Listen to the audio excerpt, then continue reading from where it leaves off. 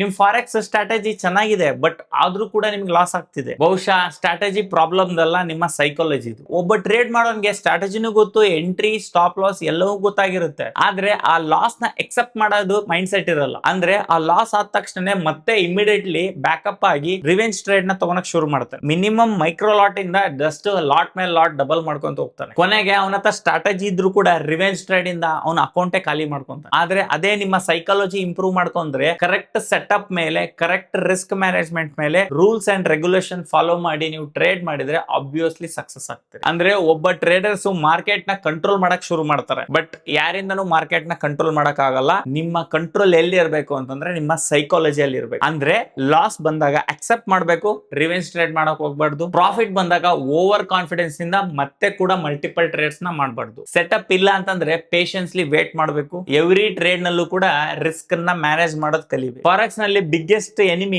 Market ಅಲ್ಲ, ನಿಮ್ಮ emotions. Strategy ನಿಮ್ಮ ಎಂಟ್ರಿ ಡಿಸೈಡ್ ಮಾಡುತ್ತೆ, ಆದ್ರೆ ನಿಮ್ಮ ಸೈಕಾಲಜಿ, ನಿಮ್ಮ ಎಮೋಷನ್ಸ್ ಫುಲ್ ಕೆರಿಯರ್ ನೇ ಡಿಸೈಡ್ ಮಾಡುತ್ತೆ. ಸೊ ಫಸ್ಟ್ ಮೈಂಡ್ ಸೆಟ್ ನ ಬಿಲ್ಡ್ ಅಪ್ ಮಾಡೋದು ಕಲೀರಿ.